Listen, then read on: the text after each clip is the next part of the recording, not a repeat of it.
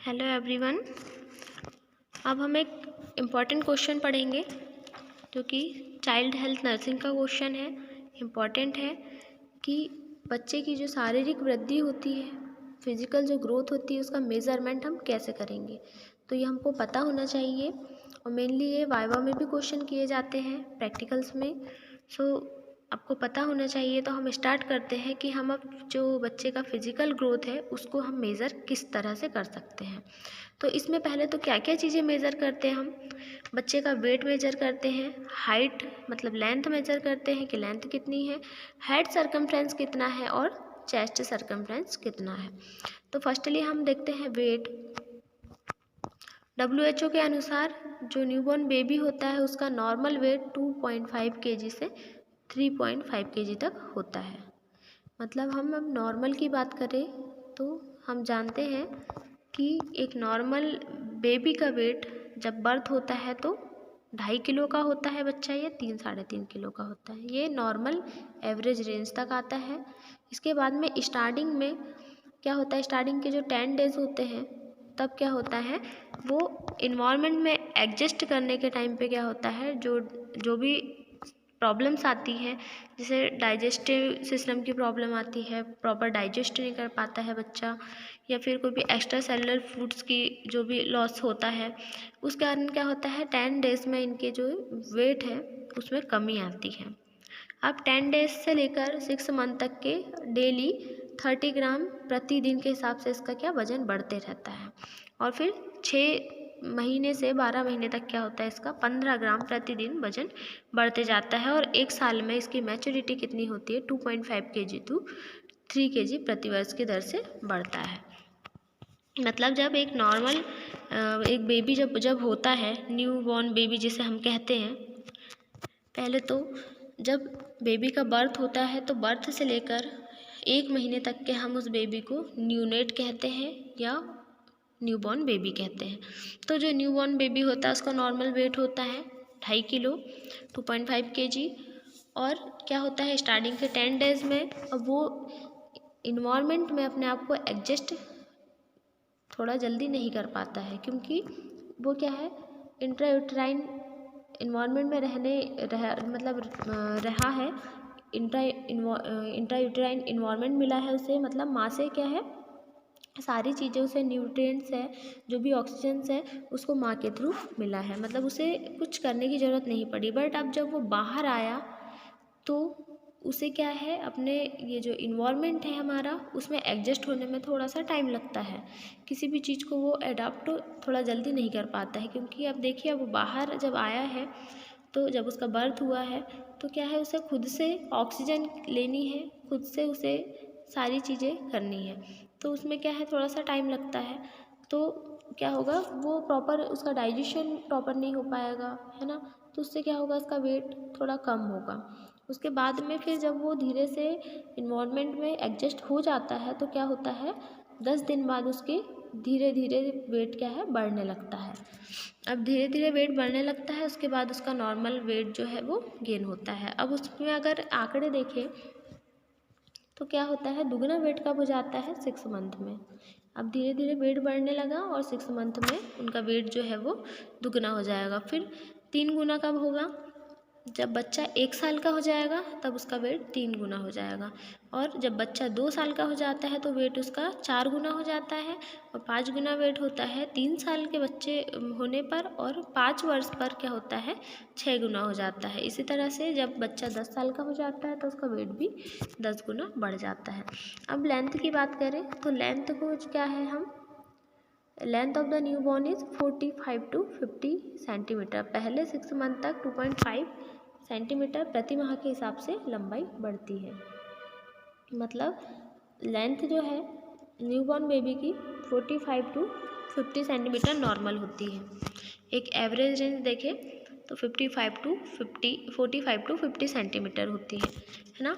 Normal range जो है इसकी, मतलब बेबी जब बर्थ होता है तो 53 सेंटीमीटर का होता है।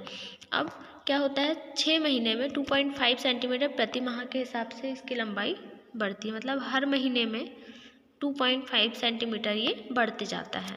अब 1 साल में इसकी लंबाई कितनी हो जाएगी? जब बर्थ होगा तब 50 सेंटीमीटर का होता है बच्चा, 3 महीने में कितना 60 सेंटीमीटर हो जाता है, 9 महीने में 70 सेंटीमीटर हो जाता है और 1 साल में 75 सेंटीमीटर हो जाता है।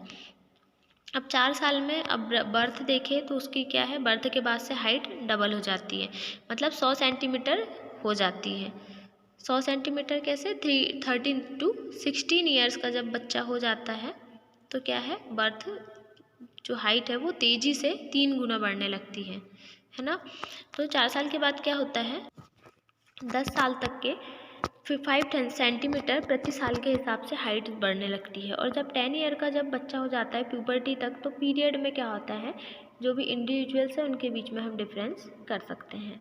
अब इस तरीके से क्या है, लेंथ हम मेज़र करते हैं और लेंथ को मेज़र करते हैं किसके थ्रू, इन्फेंटोमीटर कहते हैं जिसे, जो मैं आपको अभी दिखाऊंगी डायग्राम में, मेथड में। अब देखते हैं थर्ड, हेड सर्कमफ्रेंस, सर की गोलाई ब्रेन एंड ग्रोथ की गति से रिलेटेड होती है। न्यू बॉर्न में चेस्ट सर्कमफ्रेंस से 2 सेंटीमीटर बड़ा होता है। मतलब ये कहा गया है कि जो सर की जो गोलाई होती है बच्चे की, वो कैसी होती है, ब्रेन एंड ग्रोथ की गति से रिलेटेड होती है। मतलब कहने का मतलब ये है कि जो न्यू बॉर्न का जो सर होता है वो चेस्ट के सर्कमफ्रेंस से बड़ा होता है। मतलब हेड सर्कमफ्रेंस जब बच्चा बॉर्न होता है तो as compare to chest circumference, जो हेड सर्कमफ्रेंस है वो काफ़ी बड़ा होता है ना। फिर धीरे धीरे बच्चे का सर छोटा होने लगता है और जो उनके चेस्ट का साइज़ है वो इंक्रीज़ होता है। तो बर्थ के टाइम में उनका हेड सर्कमफ्रेंस कितना होता है, नॉर्मल 30 to 35 सेंटीमीटर होता है।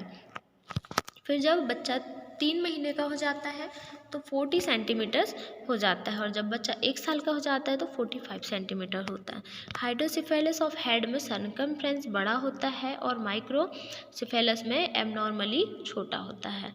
मतलब हाइड्रोसिफेलस क्या होता है पहले तो आपको ये पता होना चाहिए। तो हाइड्रोसिफेलस मतलब ये होता है कि बच्चे के सर का जो साइज़ है वो बड़ा हो जाता है। कैसे बड़ा हो जाता है, उसमें जो फ्लूइड्स है वो एक्यूमुलेट हो जाता है, इसीलिए बच्चे का हेड बड़ा हो जाता है। और जो माइक्रोसिफेलस है वो हाइड्रोसिफेलस के कंपेयर में क्या होता है, थोड़ा कम होता है, छोटा होता है, मतलब है ना।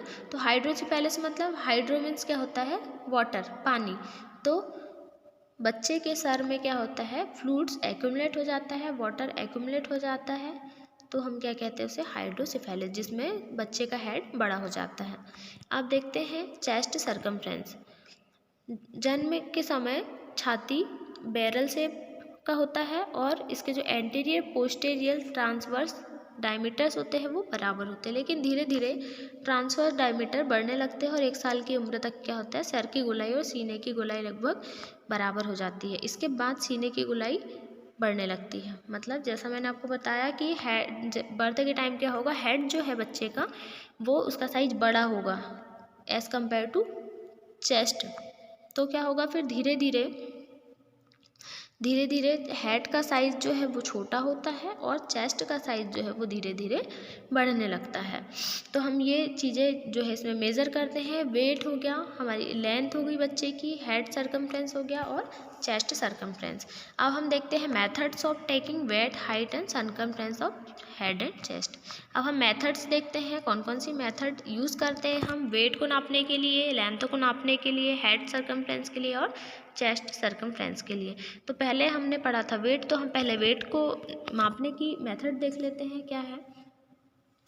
द बीम बैलेंस स्केल द्वारा न्यू बॉर्न और इन्फेंट को वेट कर सकते हैं। इस तरह के स्केल में 10 ग्राम तक के वेट भी मालूम कर सकते हैं। वेट लेने से पहले स्केल की बैलेंस सेट इट 0 और उसका बैलेंस बिल्कुल बीच में होना चाहिए। इसे पहले नोटिस करना है बच्चे को, मतलब क्या है कि जो स्केल है जिससे हम बच्चे का वेट नाप रहे हैं वो कितना होना चाहिए, पहले हमें उसे 0 कर देना है। उसके बाद हमें बच्चे को उस पर प्लेस करना है और हमें फिर उसको ऑन करना है, जिससे कि बच्चे का वेट पता चल जाएगा। बच्चे का वेट एक वार्म कंफर्टेबल कमरे में लेना है ना। मतलब इन्वायरमेंट कैसा होना चाहिए, वार्म होना चाहिए, ज़्यादा कूल इन्वायरमेंट नहीं होना चाहिए। जब नर्स अपने हाथ से वेरी लाइटली उसके बॉडी के ऊपर रखती है तो बच्चा गिरता नहीं है ना। मतलब बच्चे को, नर्स को क्या करना है, बहुत लाइटली उसकी बॉडी के ऊपर हाथ रखना है ताकि बच्चा गिरे नहीं। मतलब बच्चा गिरना नहीं चाहिए। अब हम वेट ले रहे हैं तो हमें बच्चे को भी कैरी आउट करना है। मैक्सिमम एसेप्सिस टेक्निक से ही वेट लेना चाहिए। स्केल को एक ही क्लीन शीट पेपर से कवर करना चाहिए और ये पेपर हर बच्चे के वेट के बाद चेंज कर देना चाहिए। मतलब हम उसमें अब क्या करते हैं, एक पेपर का यूज़ करते हैं जो कि जिसमें हमें एसेप्टिक टेक्निक्स फॉलो करनी होती है। मतलब उसमें किसी प्रकार कोई इन्फेक्शन ना हो, इसलिए हम उसे क्लीन करते हैं। देन उसको हम क्या करते हैं, उस पर बच्चे को प्लेस करते हैं। अब ये किस टाइप का होता है वेट मशीन, मैं आपको दिखाती हूँ। ये है बच्चे की जो वेट नापते हैं हम, ये मशीन्स होती है। इसमें क्या करना है, हमें इसे हमें 0 पर करना है। देन हमें क्या करना है, जो पेपर्स जो होते हैं वो स्टाइल पेपर्स हमें यहाँ पर क्या करना है, प्लेस करना है। देन उसके ऊपर हमें बेबी को लेटाना है और फिर हमें वेट मेज़र करके क्या करना है, जो पेपर्स है उसको चेंज कर देना है। देन दूसरा पेपर हमें यूज़ करना है दूसरे बेबी के लिए। तो इस टाइप से हम क्या करते हैं, वेट मेज़र करते हैं। नेक्स्ट बात करें लेंथ की, तो लेंथ लेने के लिए मेजरिंग बोर्ड यूज़ किया जाता है। इसमें बच्चे को सुपाइन पोजीशन में लेटा देते हैं और हेड को बोर्ड के ऊपर ऊपरी भाग पर फर्मी पकड़ लेते हैं। अब बच्चे के जो हील्स है, फीट है, उसको फर्मी बोर्ड के नीचे अगेंस्ट ऑफ रूट बोर्ड में रखते हैं। इन्फेंसी पीरियड में नॉर्मली बच्चा फ्लेक्शन पोजीशन में रहता है, इसलिए लंबाई लेने से पहले हमें कुछ स्टेप्स फॉलो करनी होती हैं। Hold the head in the mid line, घुटनों को धीरे से आपस में हमें मिलाना है। उसके दोनों जो नीज है उसको हमें ज्वाइन करना है। घुटनों को नीचे की ओर से धकेलना है हमें जब तक कि जो उसके पैर है वो मेज पर पूरी तरह सीधे नहीं हो जाए। अगर मेजरिंग डिवाइस अवेलेबल हमारे पास नहीं है तो हमें क्या करना है, एक फ्लैट सरफेस पर एक पेपर बिछाना है और बच्चे को उस पर लेटाना है। पर पेपर कैसा होना चाहिए, स्टाइल होना चाहिए, उसमें किसी भी टाइप का कोई इन्फेक्शन कॉज ना हो बच्चे को। अब बच्चे का टॉप ऑफ द हेड क्या करना है, हिल्स ऑफ द फीट तक मेज़र करना है। कागज़ पर क्या करना है, हमें नोट करना है। फिर मेज़र बिटवीन द 2 पॉइंट्स, बच्चे के हेड को मिड लाइन पर पकड़ने के लिए किसी की मदद लेना है। मतलब क्या है कि बच्चा गिरे नहीं। तो इसके लिए हम जो डिवाइस यूज़ करते हैं वो डिवाइस मैं आपको दिखा देती हूँ। ये वो डिवाइस है जिससे हम बच्चे की हाइट मेज़र करते हैं, लेंथ मेज़र करते हैं। तो इसे हम क्या कहते हैं, इन्फेंटोमीटर कहते हैं, जिसके थ्रू हम क्या करते हैं, बच्चे की लंबाई मेज़र करते हैं। तो इस पर क्या करना है, हमें बच्चे को लेटाना है, उसके जो हेड है वो भी उससे इन्फेंटोमीटर के जो बोर्ड है उससे टच होना चाहिए। एंड फिट भी हमें क्या करना है, जैसे हैंड रखा हुआ है यहाँ पे सीधा, जो नी है सीधे, पैर जो है बेबी के वो सीधा करके क्या करना है, हमें एकदम उसे फ्लैट करना है, स्ट्रेट पोजीशन में हमें रखना है ताकि हम एक्यूरेट एक रीडिंग ले सकें उसके लेंथ की। तो हम जिस डिवाइस का यूज़ करते हैं लेंथ के लिए उसे हम इन्फेंटोमीटर कहते हैं। अब नेक्स्ट देखते हैं हेड सरकमफ्रेंस। अब हेड सरकमफ्रेंस हम कैसे मेज़र करते हैं, तो हम इसमें टेप का यूज़ करते हैं। हेड सरकमफ्रेंस नापने के लिए हमें हमेशा मेटल टेप का यूज़ करना है। क्लॉथ टेप यूज़ करने से वह टेप स्ट्रेच हो जाएगा और गलत रीडिंग देगा। हेड सरकमफ्रेंस को top of eyebrow and widest part of the occiput से होकर नापना है। मतलब क्या है, जब हम हेड सरकमफ्रेंस लेते हैं तो हमें मेटल टैप का यूज़ करना है। जैसे कि अगर हम क्लोथ टैप का यूज़ करते हैं तो वो स्ट्रेच हो जाएगा, एक जगह जमा हो जाएगा और प्रॉपर रीडिंग नहीं हो पाएगी। तो हमें क्या करना है, हेड सरकमफ्रेंस के लिए मेटल टैप का यूज़ करना है। देखिए हम इस तरीके से क्या करते हैं, मेज़र करते हैं बच्चे का हेड सरकमफ्रेंस, जिसमें क्या करना है, हमें टेप का यूज़ करना है और जो मिड पॉइंट है हेड का वहाँ से हमें स्टार्टिंग करनी है। देन ऑक्सीपुट से होकर हमें क्या करना है, वहीं पे वापस उसको कंप्लीट करना है। देन राउंड में हमें जो मिड पॉइंट है वहाँ पर हमें मेज़र करना है कि बच्चे का हेड सरकमफ्रेंस कितना है। तो नॉर्मल आपका आएगा 30 to 35 के बीच में। तो इस तरीके से हम क्या करते हैं, बच्चे का हेड सरकमफ्रेंस चेक करते हैं। अब आता है नेक्स्ट चेस्ट सरकमफ्रेंस। अब चेस्ट सरकमफ्रेंस भी हम टेप से उसी प्रकार से मेज़र करते हैं। छाती की गोलाई को सिर की गोलाई की भांति क्या करना है, धातु के फीते से नापना है। नापते समय फीते को दोनों चूचकों पे रखना है। मतलब क्या है कि जो हम चेस्ट सरकमफ्रेंस ले रहे हैं बच्चे का, तो क्या करना है हमें, जैसे ही हमने हेड का सरकमफ्रेंस नापा उसी तरीके से हमें चेस्ट का सरकमफ्रेंस नापना है। तो हमें क्या है कि जो टेप है वो हमें बेबी के दोनों निप्पल्स पे रखना है और मिड पॉइंट पे हमें मेज़र करना है। इसको देखते हैं। इस तरीके से हम बेबी का चेस्ट सरकमफ्रेंस देखते हैं। देखिए हमने यहाँ पे टेप का यूज़ किया, हमने मिड पॉइंट से क्या किया, टेप को राउंड किया। बेबी के निप्पल्स नहीं दिखने चाहिए। बेबी के निप्पल्स से हमें क्या करना है, उसके ऊपर टेप रख के हमें मिड पॉइंट से स्टार्ट करना है। देन राउंड में हमें क्या करना है, उसी पर एंडिंग करनी है। फिर हमें देखना है कि चेस्ट सरकमफ्रेंस नॉर्मल कितना आ रहा है। तो इस टाइप से हमें क्या करना है, चेस्ट सरकमफ्रेंस हम देखते हैं। तो ये मेथड थी जिसमें हम वेट कैसे नापते हैं बेबी का, लेंथ कैसे देखते हैं, हेड सरकमफ्रेंस कैसे देखते हैं, चेस्ट सरकमफ्रेंस कैसे हम नापते हैं। तो ये सारी चीज़ें आपको डायग्राम के थ्रू मैंने बता दी है। अब हम नेक्स्ट क्वेश्चन देखते हैं हमारा कि प्री मैच्योर इन्फेंट किसे कहते हैं। प्री मैच्योर का मीनिंग क्या होता है, प्री मीन्स पहले, मैच्योर मतलब मैच्योर नहीं हुआ है, परिपक्व नहीं हुआ है, और इन्फेंट का मतलब आप जानते ही छोटे बच्चे की बात कर रहे हैं। तो कॉजेज ऑफ परमेबिलिटी और स्पेसिफिक साइन एंड सिम्टम्स पूछा है यहाँ पे, और nursing management of premature infant पूछा है। तो अगर ये क्वेश्चन आपको एग्जाम में आता है तो आप इसमें क्या समझोगे, क्या लिखोगे, आप देखिए, थोड़ा सा डिस्कस करते हैं इस पर हम। तो प्रीमेच्योर इन्फेंट क्या होता है, सबसे फर्स्टली हम देखते हैं। Infant born before 37 weeks of gestation is known as premature infant. मतलब जो बच्चा नॉर्मली 9 मंथ के बाद बर्थ होता है तो वो बच्चा जो रहता है वो नॉर्मल है, ठीक है। तो उसका वेट भी नॉर्मल होगा। मतलब कि 37 वीक्स कंप्लीट हो जाते हैं उसके बाद जब बर्थ होता है बच्चे का, तो उसको हम क्या कहते हैं, एक मतलब फुल टर्म बेबी कहते हैं।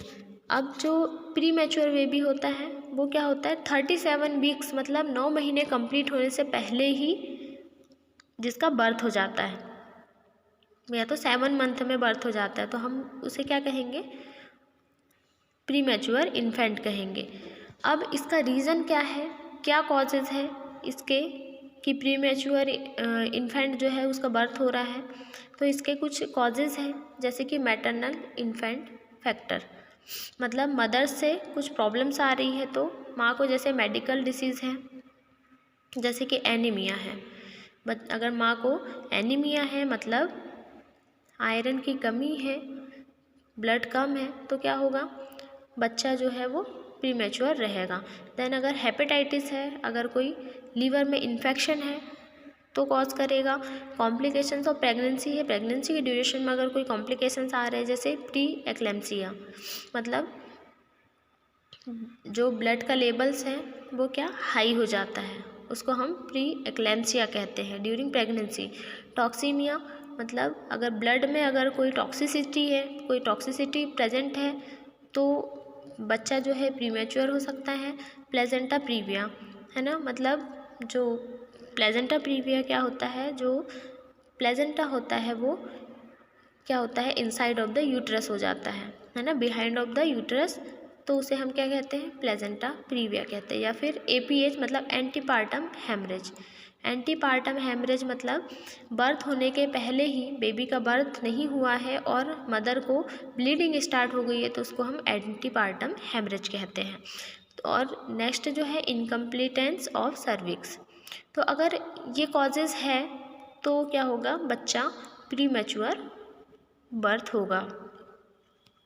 सेकंड देखते हैं फीटल फैक्टर्स क्या है, मतलब अब फीटस में कौन से फैक्टर्स हैं जो कि उसके प्री मैच्योर बर्थ के लिए रिस्पॉन्सिबल है।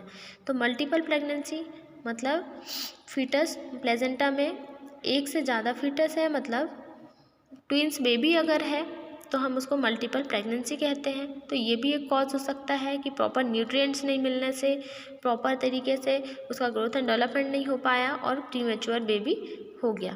देन कंजेनाइटल मॉर्फॉर्मेशंस हो गए, जैसे कि कोई हार्ट कंजेनाइटल हार्ट मॉर्फॉर्मेशंस हो गए हैं तो या डाउन सिंड्रोम्स हो गया है, तो ये सारे कंजेनाइटल मालफॉर्मेशन के अंदर आते हैं, तो ये भी एक फैक्टर है।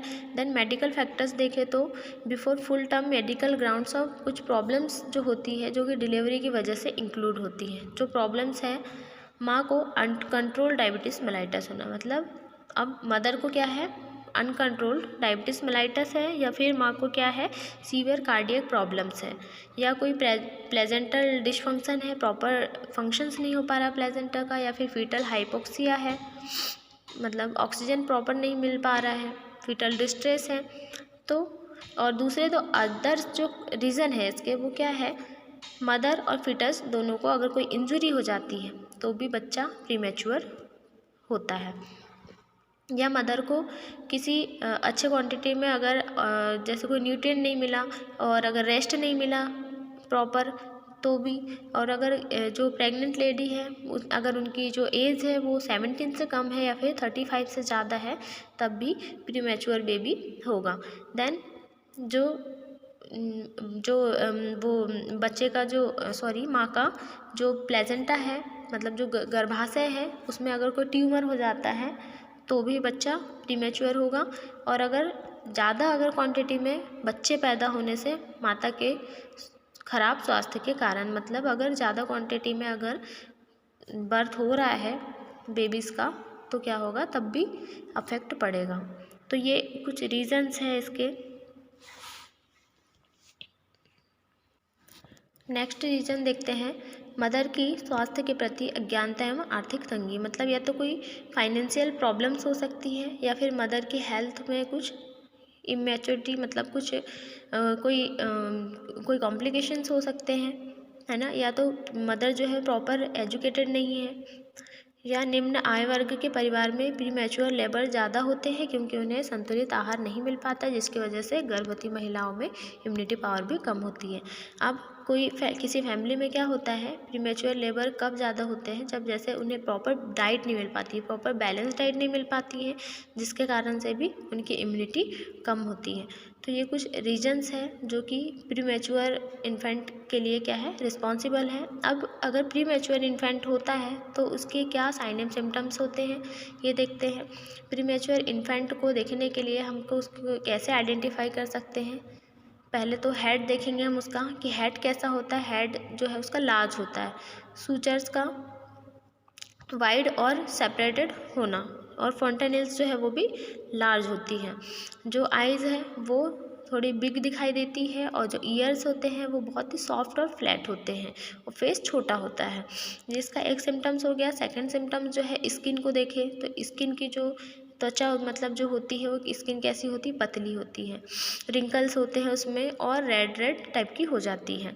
और स्किन्स में क्या होते हैं, छोटे छोटे हेयर्स होते हैं, है ना। अब थर्ड है स्टोमक की बात करें तो पेट भरा हुआ या उभरा हुआ प्रतीत होता है, मतलब लगता है कि फुली ऑफ स्टोमक है। चेस्ट से क्या है, प्रीमेच्योर बेबी का चेस्ट जो है वो थोड़ा कम दृढ़ होता है, मतलब बहुत सॉफ्ट टाइप का होता है। हैंड फुट की बात करें तो हाथ पैर जो है वो दुबले होते हैं और मांसपेशियाँ बहुत वीक होती हैं। नेल्स जो है बहुत ही मुलायम और कमज़ोर होते हैं। देन रिफ्लेक्सेस, मतलब वो मूवमेंट्स कैसे, Motors reflexes, sucking swelling reflexes दोनों ही एब्सेंट रहते हैं उनमें। देन सबक्यूटेनियस फैट की बात करें तो यह भी बहुत कम होती है। अब जेनाइटल ऑर्गन्स की बात करें तो फीमेल्स में लोबिया मेजोरा चौड़ा होता है और अलग दिखाई देता है, जिससे कि लोबिया माइनोरा और क्लोटिरिस एक्सपोज्ड होते हैं। और थाई और आर्म्स में क्या होता है, इनके ऊपर की जो स्किन्स है वो फोल्ड दिखते हैं। तो इसके ये कुछ सिम्टम्स हैं जो कि एक प्री मैच्योर इन्फेंट में दिखाई देते हैं। इसके थ्रू हम आइडेंटिफाई कर सकते हैं कि बेबी जो है वो प्री मैच्योर है। अब हम क्या देखेंगे, nursing management of pre mature infant. अब अगर प्री मैच्योर इन्फेंट है तो हम उसका क्या नर्सिंग मैनेजमेंट करेंगे। तो हमें क्या करना है, फर्स्ट क्या करना है, care of the pre mature infant immediately after birth. जैसे ही बच्चे का बर्थ होता है तो हमें क्या करना है, तापमान जो टेम्परेचर है उसको क्या करना है, प्री मैच्योर इन्फेंट को दूसरे चिल्ड्रंस की कंपेयर में ज़्यादा वार्म इन्वायरमेंट देना है, मतलब ज़्यादा गर्म इन्वायरमेंट में रखना है। इसके लिए इंक्यूबेटर का प्रयोग करना चाहिए। अगर वह उपलब्ध नहीं है तो शिशु को गर्म मुलायम कंबल में लपेट कर रखना है। मतलब क्या है कि जो बच्चा है उसको हमें थोड़ा गर्म माहौल देना है, इन्वायरमेंट जो है थोड़ा हॉट होना चाहिए, गर्म होना चाहिए, तो हमें ऐसे रखना है या तो फिर उसके लिए इंक्यूबेटर का यूज़ करना है। मैं आपको दिखा, ये मशीन जो आप देख पा रहे हो ये है रेडिएंट वार्मर्स। इसमें क्या करते हैं हम, बच्चे को, जब बच्चे का जो टेम्परेचर है वो बहुत कम होता है ना, बहुत कम टेम्परेचर है, तब हम इस पर क्या करते हैं, बच्चे को इसमें रखते हैं ताकि बॉडी का जो टेम्परेचर है वो मेंटेन हो सके। या तो बच्चा अगर हाइपोपायरेक्सिया में जाता है तो हमें क्या करना है, बच्चे को इसमें रखना है ताकि जो वार्म इन्वायरमेंट, इसमें जो लाइट्स लगे होते हैं उसमें क्या होता है, बच्चे को वार्म इन्वायरमेंट मिलता है। तो ये इसे कहते हैं हम रेडिएंट वार्मर। तो हम रेडिएंट वार्मर का यूज़ कर सकते हैं या फिर एक कंबल में लपेट सकते हैं। देन सेकंड जो है श्वसन के लिए, मतलब रेस्पिरेशन के लिए हमें क्या करना है, रेस्पिरेशन स्टार्ट करने के लिए हमें क्या करना है, उसको ट्रेकिया को उसके साफ़ करना है, और गले में और जो नोज़ में क्या है म्यूकस है उसको थिन और सॉफ्ट कैथेटर से हमें क्लीन करना है। फिर बच्चे के सिर को क्या करना है, सर को नीचे लटका देना है और ग्रेविनेटल फोर्स के द्वारा म्यूकस बाहर निकालना है। मतलब हमें क्या करना है, जैसे ही बर्थ होता है बेबी का तो उसको उल्टा लटका के क्या करते हैं, पीठ पे थपथपी देते हैं, जिससे कि क्या है वो क्राई करता है। तो फर्स्ट क्राई से क्या होता है, उसके जो लंग्स होते हैं वो क्या होते हैं, रिलैक्स हो जाते हैं और जिससे वो प्रॉपर रेस्पिरेशन लेने लगता है। अगर रेस्पिरेशन में किसी भी प्रकार के कोई कॉम्प्लिकेशंस होते हैं, कठिनाई होती है, तो वो आर्टिफिशियल रेस्पिरेशन O2 इनहेल देते हैं। मतलब अगर फिर भी बच्चा अगर नहीं ले पा रहा है ऑक्सीजन, खुद से इन्वायरमेंट में एडजस्ट नहीं हो पा रहा है, तो हमें क्या करना है, उसे फिर O2 थेरेपी देनी है। Next oxygen inhalation. यदि जन्म के कुछ टाइम तक के अगर श्वास की प्रक्रिया आरंभ नहीं होती है, मतलब अगर बच्चा, हमने उसको क्या किया, उल्टा लटकाया, उसके बाद में हमने उसको पीठ पे थपथपी दी, फिर भी अगर वो बच्चा क्राई नहीं कर रहा है, अगर उसके लंग्स अगर फ्री नहीं हो रहे हैं, तो क्या करना है हमें, फिर नहीं हो रहा है इसका मतलब ये है कि साइनोसिस है बच्चे को, है ना। कुछ साइनोसिस के अगर सिम्टम्स भी दिख रहे हैं, हमें ब्लूइश कलर दिख रहा है लिप्स में, नेल्स में, तो हमें क्या करना है, उसको तुरंत O2 थेरेपी देनी है, हमें तुरंत उसे ऑक्सीजन देना है और इंक्यूबेटर में 3 to 40% तक के ऑक्सीजन हमें स्टार्ट करना है। अब मेडिसिन की बात करें इस कंडीशन में, तो क्या करना है हमें, मोस्ट कॉमन इमरजेंसी कंडीशन होती है ये, इसलिए हमें क्या करना है, सारी इमरजेंसी ड्रग देनी है ना। तो ये हमें क्या है, जल्दी जल्दी सारी मेडिसिन हमें बच्चे को देनी है, क्योंकि ये एक कॉम्प्लिकेशंस हो गया, इसमें एक इमरजेंसी टाइम है। तो अब हमें हार्ट रेट को अगर इंक्रीज़ करना है तो क्या करना है, हमें कोरामाइन एक इंजेक्शन देना है, और रेस्पिरेशन को राइज करने के लिए हमें डेरिफाइलिन देना है, थियोफाइलिन या फिर इटोफाइलिन दे सकते हैं। अब अगर कुछ ब्लीडिंग है तो ब्लीडिंग को रोकने के लिए हम विटामिन K दे सकते हैं। हम अब जो डिलीवरी के दौरान मॉर्फिन देते हैं, पेटिडिन देते हैं और सेडेटिव्स जो मदर को दिए जाते हैं। अब उसके इफ़ेक्ट्स को हमें क्या करना है, इनएक्टिवेट करने के लिए क्या करना है, जो बेबी है उसको अम्बिलिकल कॉर्ड में क्या करना है, IV के द्वारा नाइलोराफिन और हाइड्रोक्लोराइड देना चाहिए। अब अगर इंजेक्शन पैटिडिन दिया है तो क्या करना है, लेटिड्रोन देना चाहिए। अगर प्रीमेच्योर डिलीवरी होने वाली है तो मदर को क्या करना है, पेन किलर सेडेटिव्स दवाइयाँ नहीं देना है हमें। तो ये मेडिसिन्स है। Nursing care of premature infant में क्या करना है, एक प्रीमेच्योर इन्फेंट की सर्वाइवल क्वालिटीज़ को नर्सिंग केयर के ऊपर डिपेंड होती है। नर्सिंग केयर अगर हम अच्छी कर रहे हैं तो उसकी सर्वाइकल जो क्वालिटीज़ होती है वो इम्प्रूव हो जाती है। मैटरनिटी हॉस्पिटल में लो बर्थ वेट बेबीज और प्रीमेच्योर इन्फेंट के लिए स्पेशल यूनिट सेटअप करते हैं। अगर बर्थ के बाद बेबी जो है उसका वेट कम है या फिर प्रीमेच्योर इन्फेंट है, हम उसके लिए क्या करते हैं, अलग से सेटअप होता है हॉस्पिटल में, रेडिएंट वार्मर्स वहाँ पे होते हैं। इसके अलावा फोटोथेरेपीज़ होती हैं। अगर बच्चे को जॉइंटिस के सिम्टम्स दिखते हैं तो हम फोटोथेरेपी में रखते हैं उसे।